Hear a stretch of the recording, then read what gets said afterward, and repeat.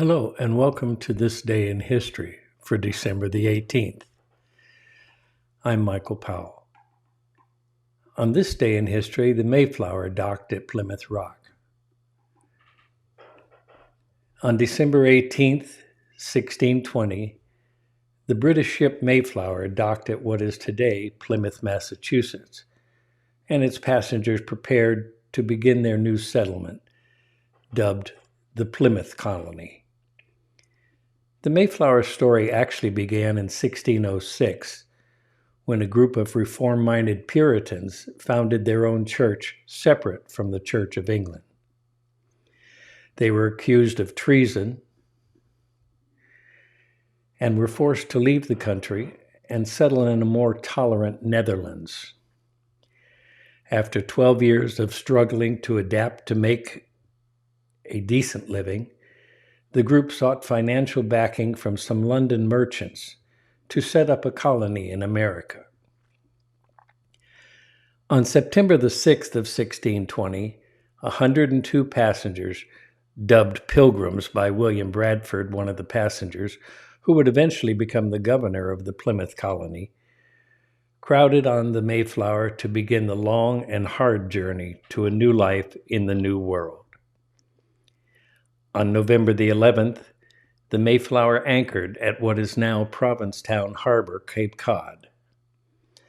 Before going ashore, 41 male passengers, heads of family, single men, and 3 male slaves signed the famous Mayflower Compact, agreeing to submit to a government chosen by common consent and to obey all the laws made for the good of the colony. Over the next month, several small scouting groups were sent ashore to collect firewood and scout out a good place to build a settlement. Around December 10, one of the groups found a harbor they liked on the western side of Cape Cod Bay. They returned to the Mayflower to tell the other passengers, but weather prevented them from landing until December 18th. After exploring the region, the settlers took over a cleared area previously occupied by members of a local Native American tribe. The tribe had abandoned the village several years earlier. The winter of 1620 and 1621 was extremely brutal, as the Pilgrims struggled to build their settlement, find food, and ward off sickness. By spring, 50 of the original 102 Mayflower passengers had died. The remaining settlers made contact with returning members of the former Indian tribe that lived there. In March, they signed a peace treaty with the tribal chief, aided by the tribe, especially an English-speaking member. The Pilgrims were able to plant crops, especially corn and beans, that were vital to their survival.